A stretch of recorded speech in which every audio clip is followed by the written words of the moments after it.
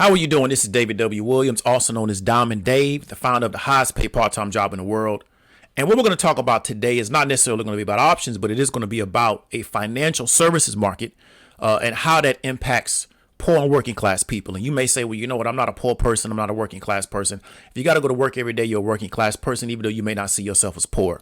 So the title of this particular video audio is how credit reporting keeps millions of Americans poor. It also keeps them in a deep sense of anxiety and dread of the future because of their experience with this particular institution. And we're going to go into this because this is something that no politician is really talking about. And I'm not against the credit system. I'm against the way in which they structure this institution and how they let this institution attack people. And the average person has no idea what's going on. And there's a lot of people that are really helpful on YouTube and on the internet. They try to help you navigate this particular issue, but it's not something that you should have to deal with. You know, you got enough to worry about in your life between working, trying to maintain your family, trying to pay your bills, to now have to worry about being attacked, right, by these particular institutions. And it's really what they do is they attack people. And they put people on the defensive. And then now that particular person, because they're poor, they're working class, and they don't necessarily have the money to hire top tier legal representation, they now have to go on this journey, right, to fight this themselves, or they have to pay somebody that works in the credit repair or the credit restoration industry. And a lot of those people are really solid people. We're not here to talk about them, but then that's also money out of their pocket. Why? Because they're being attacked. And we're going to really break this down and kind of do an expose of this because, like I said before, is that none of the politicians are talking about this. And as a person who really endeavors to help people get more income, and this is one of the reasons why we're really passionate about getting people into the markets, you got to kind of understand some of the pitfalls that these people have created in this particular society.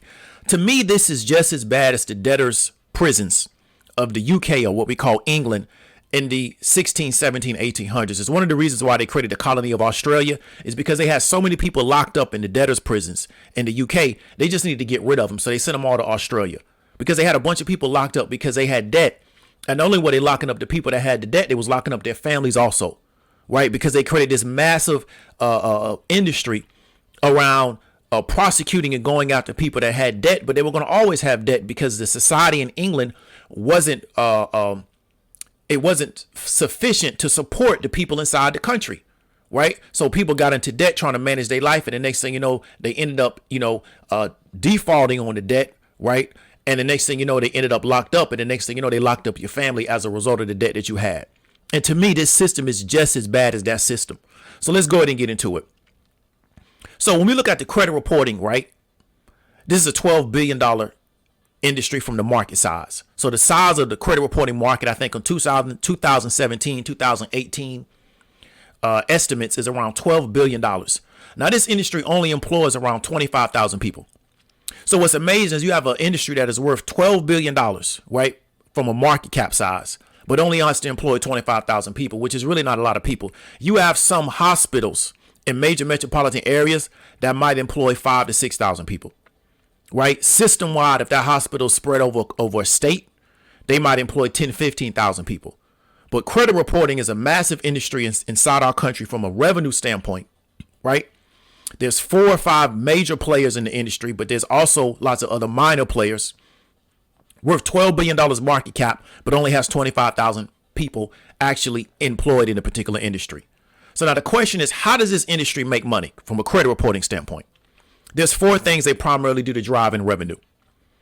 They sell credit services to lenders. And what do I mean by that? Lenders are looking for data on people that they can sell.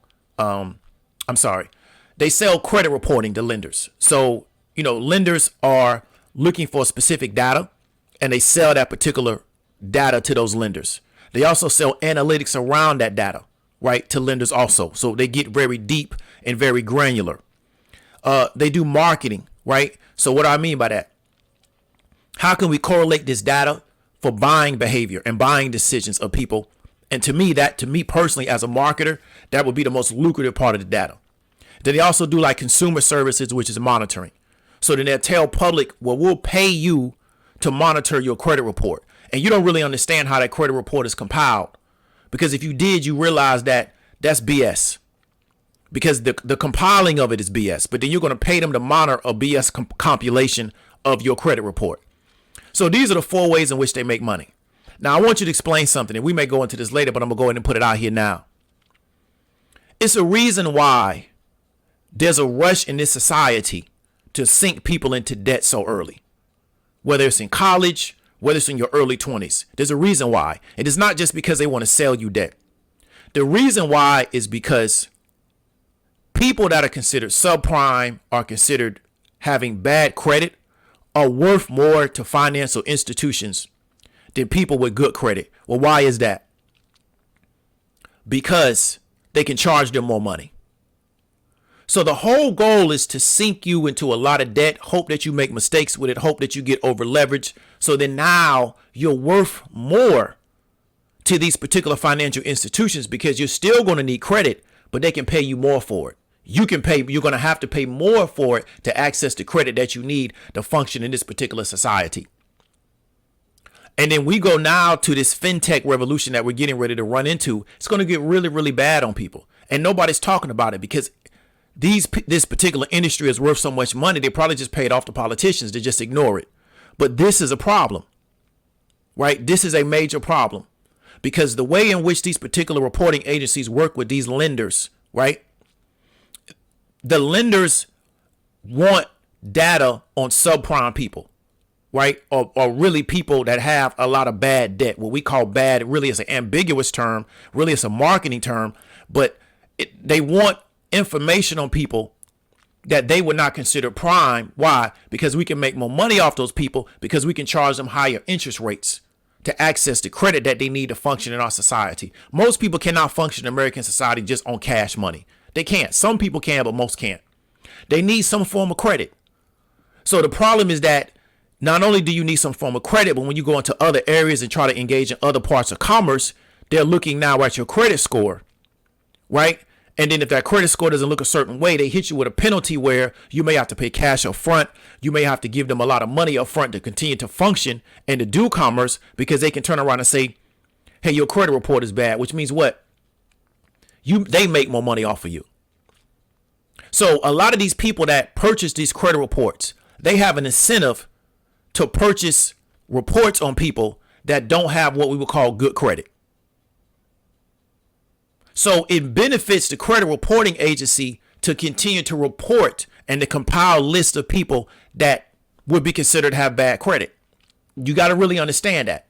The credit reporting agency really does not have a financial incentive to just make sure that everything on the particular report is correct, that everything is up to speed, because they get more money if they can compile a list of what the banks or the lenders would consider people with bad credit. Because the banks and the lenders can charge more to those people. So how is the credit report and how are they incentivized to continue to compile more and bigger list of people with bad credit? Now, how does all this start? It doesn't necessarily always start with a person making bad decisions with credit. That's the story they always talk about. Well, you bought this and you shouldn't have bought this. You got this car, you couldn't pay for it. The problem is that a company can report on your credit. A collections company can report on your credit without proving anything. That's a problem. So let me give you an example. You're Jane Doe, John Doe citizen, right? And this collection company contacts you saying that you owe a debt. First problem is you're assumed guilty if you don't answer. That's a problem. Now, why have they set that up? Because this is the system that they set up. So let me explain something to you. I'm sitting in my house just chilling, doing what I do. Get a phone call on the cell. Somebody call me up, say, hey, man, this is so-and-so and so-and-so. You owe debt. Who are you? Why would I answer that? Why would I even involve? I don't know you. First off, they call asking, can they speak to so-and-so? They never introduce who they are. That's the first problem. So you call on my phone, you ain't telling me who you is, but you want me to tell you who I am. Then they turn around and tell you that, well, you know, you owe this money on this bill. Well, who are you? Who are you to call my house and tell me I owe some money on the bill? Who are you? Then they got somebody on the phone trying to talk stupid to you, yada, yada, yada. Whatever, man. I'm going to just hang up. Right? So then they'll send out normally some type of mail documentation. Well, you still haven't proven who you are. Who are you to be contacting me about this debt? still don't know. It's easy for somebody to get a list of somebody and say, hey, you owe this amount of money. That's not hard to do in 2021. And just start sending out a whole bunch of direct mail saying you owe this money and you need to pay this money by this date, or we're going to report this to the credit agencies. You still haven't proven who you are. Who are you? So the issue is that when a collections agency contacts you, right, they first thing they need to show that they got a license to even operate inside your state. Because let me explain something to you. Let's say you got debt in New York State. Let's say hypothetically it goes into collections. Let's say you really do own the debt, but it goes into collections, right? You pack up and you move to California, right? The debt went into collections while you was in the New York State. You now moved to California. That particular collection agency is still reporting to the credit reporting agencies, or these credit reporting bureaus, that debt is in collections. The question is, do they have a license to collect debt in the state of California? Because if they don't have a license to collect debt in the state of California, why are they reporting on you while you're living in the state of California, right? That your money is still in collections. They can't collect from you in California. They don't have a license. Second thing they need to show, they got a bond. They got a surety bond to operate in that state. You got to get a bond because that thing has to be insured against exactly what they're doing in most situations is they're operating outside of law. So they got to have a surety bond. They got to have a bond against that.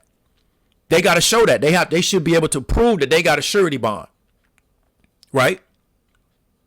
So if I'm in California, are you licensed in California? And do you have a surety bond in California to operate as a collector? If not, why are you reporting on me in California for a debt in New York State? And you can't collect in California, so you need to start reporting debt. They got to show the original contract. What's the original contract between myself and the creditor? Do you have it? If you don't have it, what are you collecting? So you don't have proof I ever owed it because you don't have the documentation, and you need the original contract. The original, I don't mean that you need the original contract in physical form. You have to show some representation of the original contract. Do you have it? If you don't have it, then how do you know I owe it? You think I owe it because the creditor told you I owe it? The creditor got to give you an original contract, right? They got to show an original. They have to show the original. They have to show the contract between the original creditor and their business, right? So how do I know that you have been assigned or hired by the original creditor to act on behalf as a collector of this debt? Where's the contract? Because like I say, anybody can go get a list of physical addresses and phone numbers, right? You put your phone number and everything now and call you up and start talking about you owe some money. And if you don't pay the money back, we can report it to the credit agency, which in reality is a form of ransom. You understand what I'm trying to tell you? So this is not all the stuff they need to report, but these are some of the things, right, that they have to be able to show proof of before they can even talk to you about collecting on the debt. Because they have to prove who they are. They got to prove, one, they licensed to collect debt in that state. They got to show that they got a bond. They got to show the original contract. And they also got to show that they have a contract between the original creditor and their firm to collect debt. But most of the time, they don't show none of this. They just call you up, start talking about something, you owe some money, send you some documents or some letters saying you owe some money. If you don't pay up by this date, we're going to put on the creditor. Now, this is what we've been taught to do as working class people, and that's poor people. We've been taught to take time out of our life and to try to reach out to these people and tell them, well, you gotta give me proof of these accusations. So now so you already working 40 hours a week. You got a family, you got children. Now you got to take time out of your life to deal with this particular collection agency. You got to print up letters, yada, yada, yada, because you may not have time to hire some of these credit repair people, and you definitely ain't got the money to go hire your lawyer. So now you got to take time out of your life. You got to research this, figure out how to form up the letter, the whole 9 yards, understand that you got to send a certified mail to whole. This taking time out of your life. You got enough problems. This is just another way to make life bad for working class people, to put them through this. This is a problem. And it goes on all the time. Somebody told me that probably 70 to 80% of stuff that's on credit reports, right, from these bureaus is incorrect. There's a lot of incorrect information. We live in an era of massive identity theft. There's a lot of elderly people that got crazy stuff on their credit that they don't even know about. And I'm telling you, in the next 10 to 15 years, a lot of young people are going to go and try to get apartments, and they're going to find out they already had an apartment. And they're going to be like, what you mean I had an apartment? I'm 18 years old. But it's going to be documentation on the credit report showing that you skipped out on an apartment 2 years ago. Well, how you signed for an apartment at 16 years old? Because somebody got your identity. And they went and got an apartment under your name and skipped out. You understand what I'm trying to tell you? So this is a massive problem that's going on today. Now we want to ask our question. Why did this industry exist? Why do we have this industry where these particular reporting agencies exist and then they're able to just pull this information from these other collections and put it on a report and then sell it to people? We talked about this earlier. Subprime credit is worth more to financial institutions than prime credit. Why? Because they can charge the people more money to get credit, to get loans. So they can charge you more. Landlords can make you pay money up front. So all these particular institutions, these corporate owned apartment complexes, they're buying this credit reporting. And then if it don't look a certain way, or they can say that you got what they want to call derogatory statements on your credit, they now can charge you more. And the only way you now can get this stuff off your credit report, the only way you can get it off now is for you to take time out of your day reaching out to these people, telling them you're going to give them 30 days. You shouldn't have to do any of that. They should have to prove before they put that information on that report that information is actually right and correct. Because let me explain something to you. I cannot go say, hey, you know what? This business robbed me of $30,000.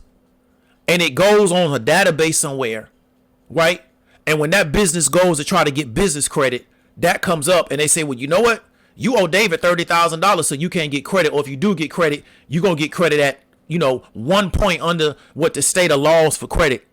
Because we can show you got derogatory credit. And if that business wants to get that off, they got to go through this long, laborious process to get that taken off the credit. They don't have to go through that. But as a consumer, they make you go through this type of stuff. This is the system that they built because it makes them money, makes everybody money except you. So now we talked about the problem. Let's get into the solution. Credit reporting needs to be set up this way. And this is my own personal idea. This is my own personal opinion. You might agree with it. You might not agree with it. You need to have the collection of the creditor, right? You need to have the state in between. And then you need to have these credit reporting bureaus and credit reporting agencies. So you got the collection of the credit on one side. You got the state in the middle. And you got the agency. And it goes left to right.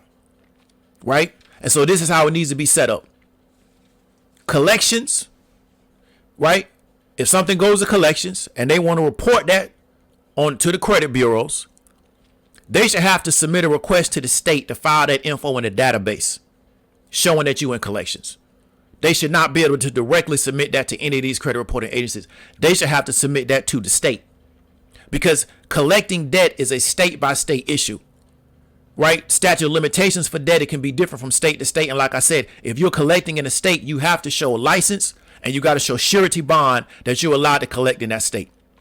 So as you move across the country, your collections should not be showing up from state to state, right? Because a company does not have if they don't have the ability, right, to collect in another state, it shouldn't be this national reporting on a company that only got the ability to collect in one state. But they're able to report on you nationally. That's not right. That's BS. Right? The particular collections company should have to prove everything in documentation. What we just talked about. What did we just talk about? They got to prove in documentation. One, they got to prove they license in the state. Right? They got to prove they license to even operate. They got to prove they got a surety bond. They got to show the original contract. They got to show the contract between that original creditor and that particular firm. They should have to show all that to the state in documentation, right? And put that on a state database. And then that is going to be reviewed for accuracy by a state employee. Then from there, that goes up on a database. Then that info from that database is sent to a credit report that exists just for that state. Because all they've shown is they got the ability to collect in that state. They haven't shown they got the ability to collect in another state, so it don't need to go on that state. Right? Now, if they wanted to go into another state, they got to go through that same process again. They got to show all that same documentation, but they got to show license and surety bond for that particular state. They got to go through the same process. And for every state, it should be a similar process. Now, I can't tell you state by state how to run it, but for the state I'm in, that should be the process. And then now, you as a person living in that state, you can go to that state and challenge that particular info on the state level. You're not going to no credit reporting agency, right? So you go into the state and you saying this information is not correct. And then the state now has to work on your behalf, between yourself and the credit reporting agency to get that information off the state database for credit reporting. And then this needs to be overseen by the office of the attorney general for that particular state.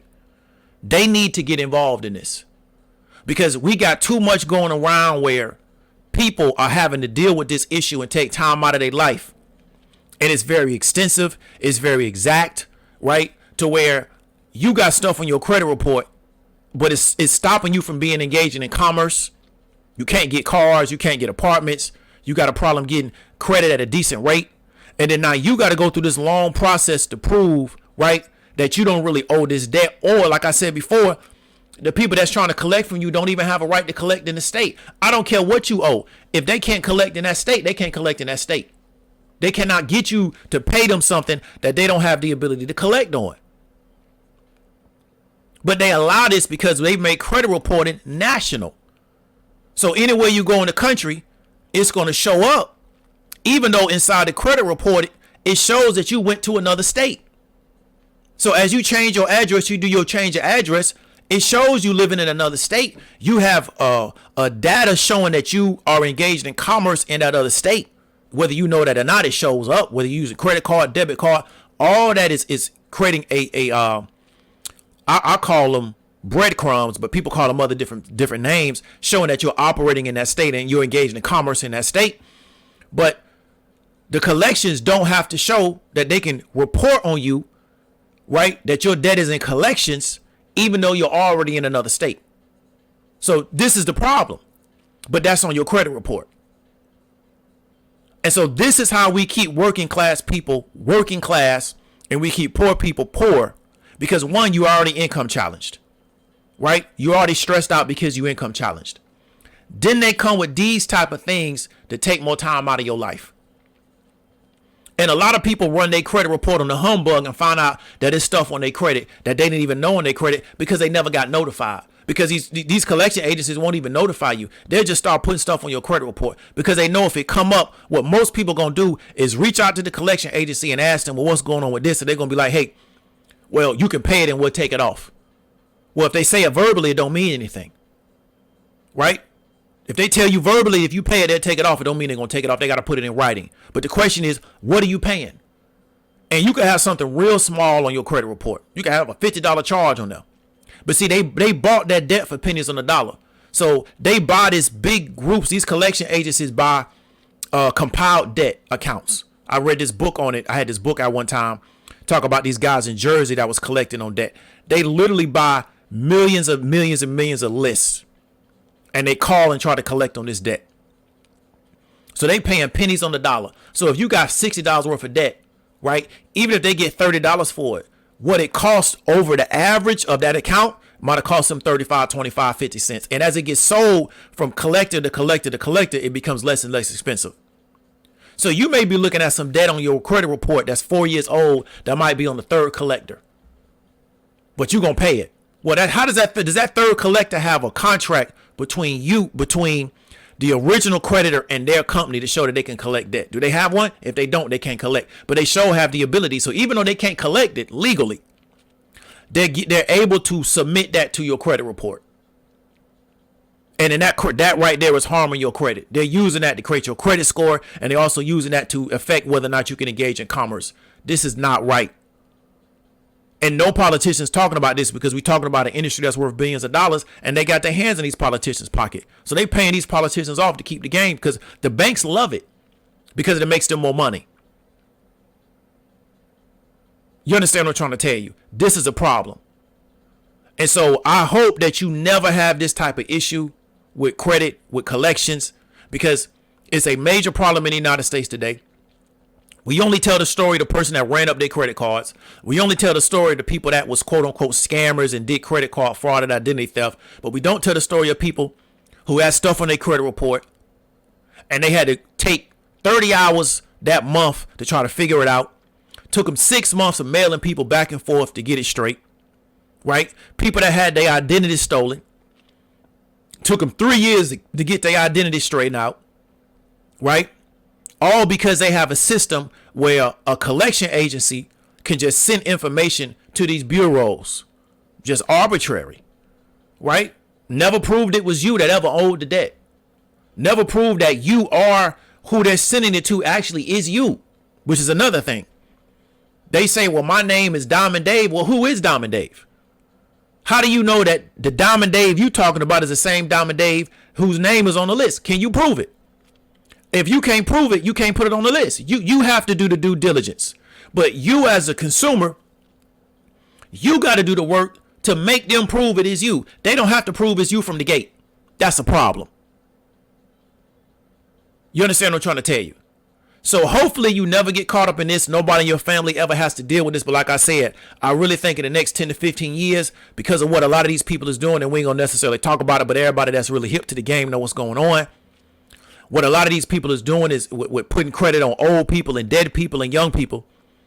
We gonna have in the next 10 to 15 years, a lot of young people gonna go to get their first apartment, and they gonna find out they done already had an apartment in a car, and they ain't gonna know what's going on, because a lot of people can't figure out how to navigate this process.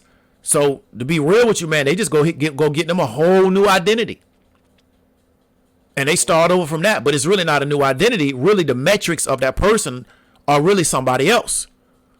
But people don't have another way of dealing with this because they've allowed things to get this far. So that's my solution. Probably never be implemented because I don't have the power to do it, but I would deal with this on the state level, because to me, the attorney generals of this state need to stand up for the citizens of this state. And they shouldn't allow the citizens of this state to be held ransom by collectors, right? They shouldn't allow that. You supposed to be the attorney general of the state. You the top law enforcement person in the state outside of the governor. You need to stand up and get on top of your job. Because if the citizens of the state can get rid of a lot of this anxiety, they can be more productive, which means that they can make more money. They can also consume more, which is going to bring more tax revenue to the state. It's not beneficial to any society to keep people poor. Why? Because when people got more money, they consume more. So I want you to make as much money as possible if I'm overseeing or presiding over the state, because you're going to engage in more commerce, which is going to bring more taxes to the state, which means the state does better. I don't understand this system, but let's keep people poor. But that don't make us a lot of money, but it makes other people money. So that's why we go along with it. You feel me? So if you got any questions or comments, hit me up. If you know somebody can get value from it, share it out. This is David W. Williams, also known as Diamond Dave, and I'll talk to you later.